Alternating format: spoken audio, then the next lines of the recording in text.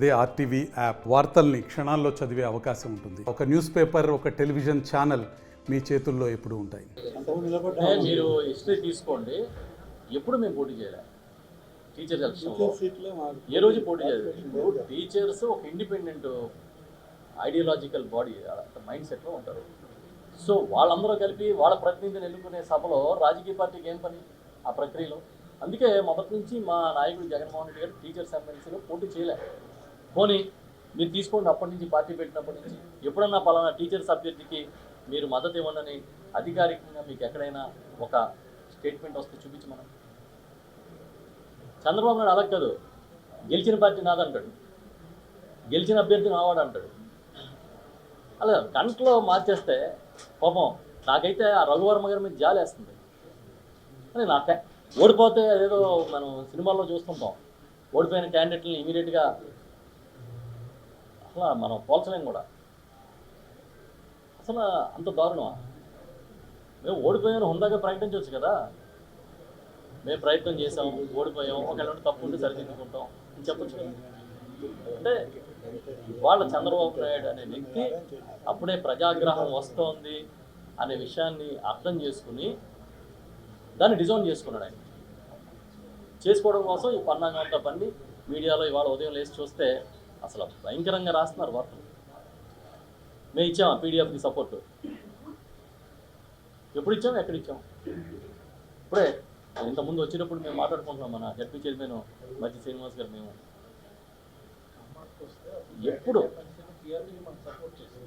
ఎప్పుడు ఈవెన్ మేము ఎక్కడా కూడా ఒక డెసిషన్ తీసుకున్నారు కాబట్టి ఆ డెసిషన్కే నాయకుడు కట్టుకోండి. అంటే ఇప్పుడు ఎవరు లిస్టులో రాసుకున్నారట, వల్లభమైన వంశీ బయటకు వస్తే మళ్ళీ కేసు పెట్టి లోపల పంపుతాం, పోసాని కృష్ణమురళి గారు బయటకు వస్తే మళ్ళీ పంపుతాం, రజనీ గారి మీద పెడతాం, లేదా ఇంకొకరి మీద పెడతాం, ఇంకొకరి మీద పెడతాం. ఇది బలహీనంగా మన మనస్తత్వం ఉన్నప్పుడే అలాంటి కక్ష సాధింపు పెడతారు. ఏం సాధిస్తారు? ఎప్పుడో పోసాని కృష్ణమురళి గారు చెప్పారంటారు కదా, నా దగ్గర ఒక వీడియో ఉంది, మీరు ఓపిక ఉంటే వింటారంటే వినిపిస్తాను. జగన్మోహన్ రెడ్డి గారిని తిట్టిన తిట్లు, వాడిన పదజాలం సభ్య సమాజం ఆమోదిస్తుందని మీరు చెప్పండి, మేము దేనికైనా సిద్ధమే. ఒకే మాట కొడాల నాని గారు మాట్లాడితే అది తప్పు అంటారు, చంద్రబాబు నాయుడు గారి నుంచి వస్తేనేమో అది మంచి పుచ్చాలంటే పలుకులు అని చెప్పి రాస్తుంటే మేమేం చేస్తాం, కర్మ కాకపోతే. ఇక్కడ ఏంటంటే వాళ్ళకి ఒక బ్రహ్మాండమైన మీడియా సపోర్ట్ ఉంది. అందుకని ఆ మీడియా ద్వారా ఒపీనియన్ని బిల్డప్ చేసే కార్యక్రమంలో చాలా బలంగా పనిచేస్తారు. పెట్టమని కేసులు ఎన్ని పెడతారు? నేను వచ్చినప్పుడు అదే చెప్తున్నాను కదా, ఏం పెడతారు కేసులు, దేనికి పెడతారు? నేను ఉరిశిక్షలు కానీ వేస్తారా? తప్పు కదా. మీరు ఒకవేళ నిజంగా ఉండుంటే అన్నీ కలిపి ఒకచోట తీసుకొచ్చి అరెస్ట్ చేయండి. ఒకసారి ఏమో కడపలో అరెస్ట్ చేసి, ఇంకోసారి తీసుకొచ్చి నరసరావుపేటలో అరెస్ట్ చేసి, ఆ పోసాని కృష్ణమురళి గారు నాకు బాగోలేదంటే అదేమో అబద్ధం అని చెప్తారు, పోలీసులతో చెప్పిస్తారు. కరెక్ట్ కాదు. వాళ్ళు అనుకుంటున్నారు ఇది కరెక్ట్ పద్ధతి అని, తర్వాత వాళ్ళకే తెలుస్తుంది ఎక్కడ తప్పు చేశాం. ఖచ్చితంగా నేను అనుకుంటే టీచర్లు అందరూ నవ్వుకుంటారు.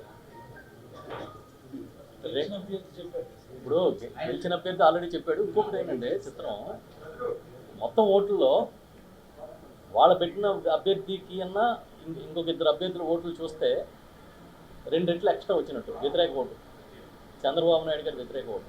అందుకే భయపడిపోతున్నాడు. ఎవడు గెలిస్తే నా మనిషి అంటే ఎలా? పార్టీ సొంతంగా పెట్టలేదు, లాక్కున్నట్టుగా గెలిచిన వాళ్ళందరూ లాక్కుంటారండి. ప్రజలైతే అర్థం చేస్తారు.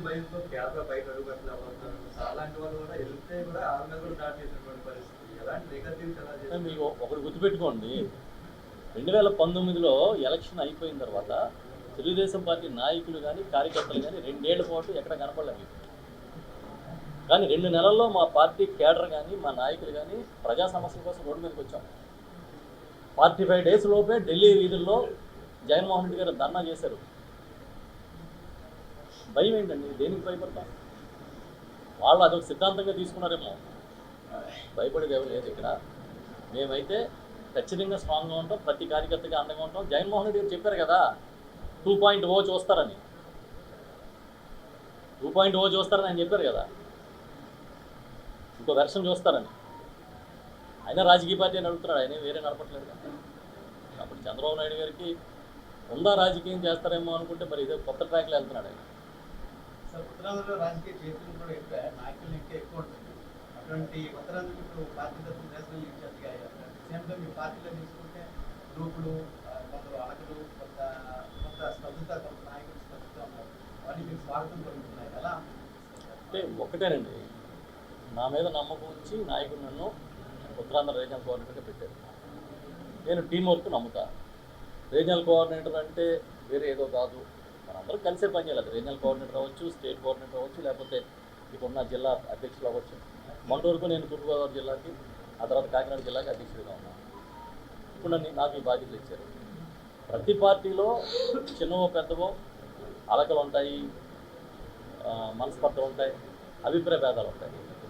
అది ఏ పార్టీలో లేవు చెప్పండి, అన్ని పార్టీలో ఉంటాయి.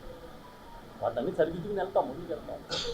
డెఫినెట్గా టీం వర్క్తోనే మేము బెటర్గా రిజల్ట్స్ ఇవ్వగలుగుతాం.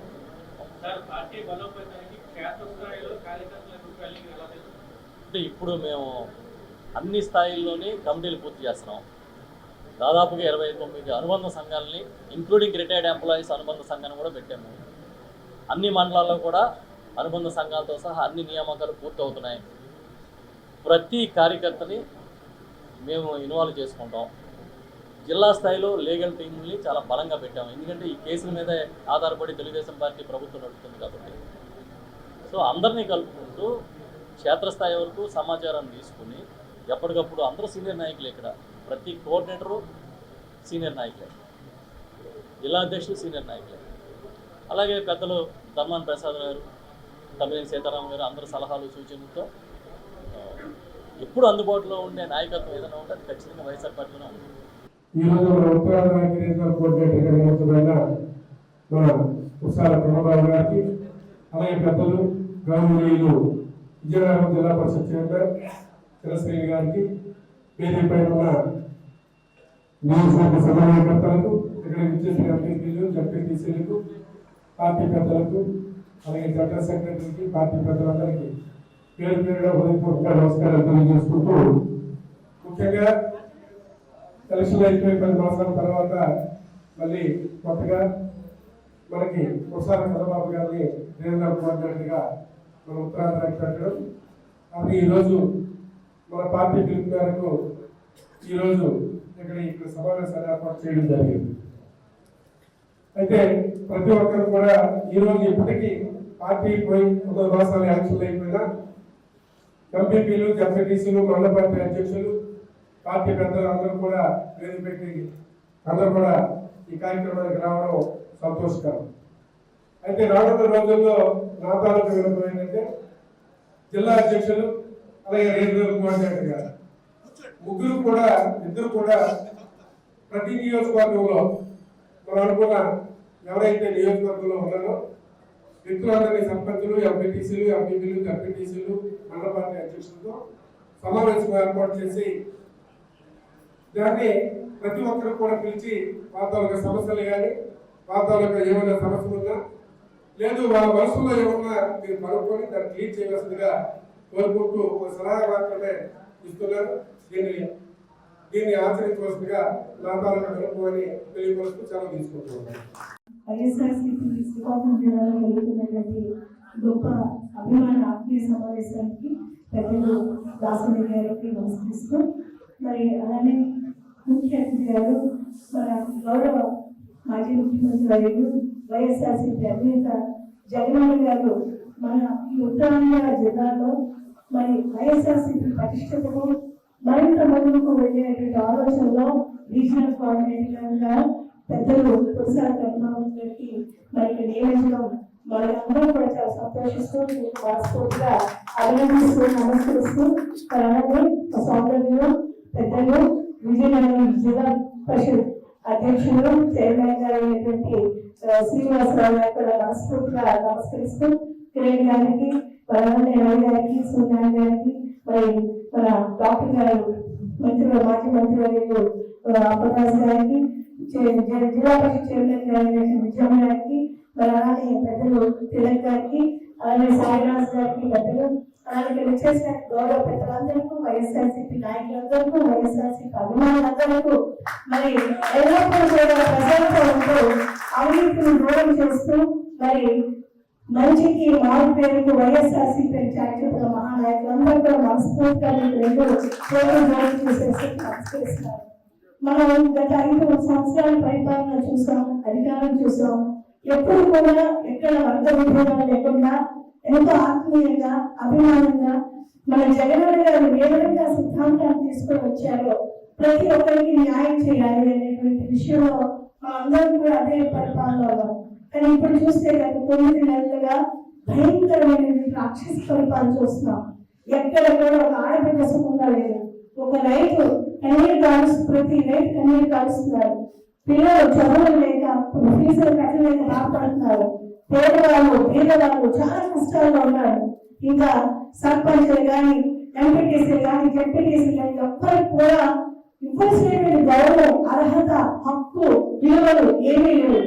మరి ఇలాంటి ఈ కోర్టు ప్రభుత్వాన్ని పాతాళంలో అనగదొక్కగా మన జగనన్న మంచిదనే, మన జగనన్న మంచి కార్యాలే మనకు శ్రీరామ రక్ష. మళ్ళీ మన తాలూకా పెద్దలు మన దాసరి గారి అధ్యక్షతన మన రమణ ప్రసాద్ రావు గారు, మరి సీతారామయ్య గారు, మరి గౌరవ పెద్దలందరూ మీ అందరి తాలూకా ఆశీస్సులతో, అభిమానంతో మళ్ళీ మనం ప్రజల్లోకి మన తాలూకు సిద్ధాంతాన్ని తీసుకొని వెళ్తాం. మరి మనకు అందించినటువంటి రీజనల్ కోఆర్డినేటర్ గారు మన కుసాల బ్రహ్మబాబు గారి తాలూకు ఆధ్వర్యంలో కలిసి మరి సైకోత్యంలో పనిచేద్దామని మరొకసారి మీ అందరికీ ఆరోగ్యంగా మనసారా కోరుకుంటూ, మరి ముఖ్యమంత్రిగా ఉన్న చంద్రబాబు నాయుడు గారి మాటలు పాముకి పాలేస్తారు మన వైఎస్ఆర్సీపీ గారి మాటలు దయచేసి ప్రతి ఒక్క ఆడబిడ్డ దగ్గర, రైతు దగ్గర ఈ విషయాన్ని మళ్ళీ మళ్ళీ తీసుకుని వెళ్ళి అలాంటి ముఖ్యమంత్రి చంద్రబాబు నాయుడు గారిని, ఆయన తాలూకా టీంని అదనంగా పాతాళం తొక్కివేసే బాధ్యత తీసుకోవాలని అందరికీ మరొకసారి మరిన్ని వీడియోస్ కోసం ఛానల్ ని సబ్స్క్రైబ్ చేయండి. లేటెస్ట్ అప్డేట్స్ కోసం వాట్సాప్ ఛానల్ ని ఫాలో అవ్వండి. ఆ లింక్ డిస్క్రిప్షన్ లో ఉంది.